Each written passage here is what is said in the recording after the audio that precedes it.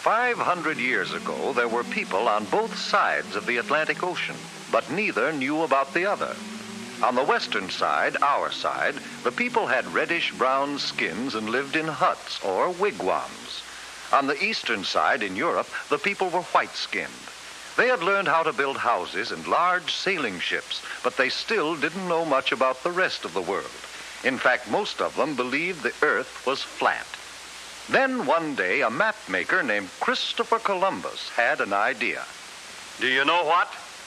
I think the world isn't flat at all. I think it's round like a ball. Did you hear what he said? Did you hear what he said? He said that the world is round. Oh, He's crazy. I think the world isn't flat at all. I think it's round like a ball. The world's as flat as the brim of your hat, and that is very plain. I know that I'm right. Oh, I know that I'm right when I say that the world is round. Oh, I'm right. Oh, I'm right. My thinking is sound, and I'll prove the world's round. It won't take very long. But it did take long, 7 long years, before Columbus could convince a king or a queen to let him try out his idea. Then Queen Isabella of Spain agreed to supply the ships and men for his trip. I will discover a shortcut to India and bring back some of the great wealth I find there. And I can do it, for I know the world is round. And instead of going east to India, I shall sail west and reach India around the other way. It will be a shorter and cheaper way, for I'll do it all by sea. Queen Isabella provided Columbus with 3 ships, the Nina, the Pinta, and the Santa Maria. And on August 3rd, 1492, they set sail across the unknown Atlantic. High on the foaming tide, over the ocean, onward our ships will ride, onward, my sailors. The ships sailed onward, but 2 long months after they started, there was still no sign of land ahead. turn back, Columbus. Turn back, Columbus. We'll not turn back until we find India. Onward, men!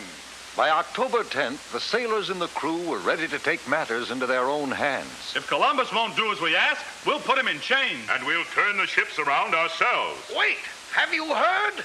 One of our men has just seen a branch in the ocean. What of it? It had fresh berries on it. That means we're near land. Hooray! 2 days later, the ships reached land, and Columbus and his crew saw the people with reddish-brown skins who lived there. Oh, I think it is rather surprising that they should have reddish-brown skins. But now since we have landed in India, then these people must be Indians. We'll call this part of India San Salvador, and I take possession of it in the name of the King and Queen of Spain. The people Columbus called Indians were very friendly, and they gave Columbus and his men many gifts, but not the rich jewels and gold for which they had come. For Columbus really wasn't in India at all. He was on one of the islands off the coast of America. But because of Columbus's mistake, the natives of America have been called Indians ever since. Columbus visited other islands near San Salvador, looking for the great wealth of India. And then he and some of his men returned to Spain. Hooray for Admiral Christopher Columbus!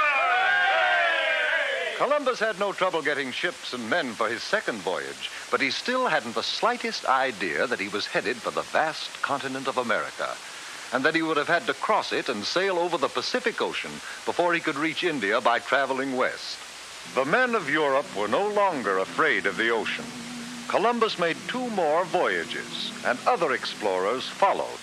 But each year on October 12th, we celebrate Columbus Day, the anniversary of that day in 1492, when Columbus first sighted the land of the New World, America.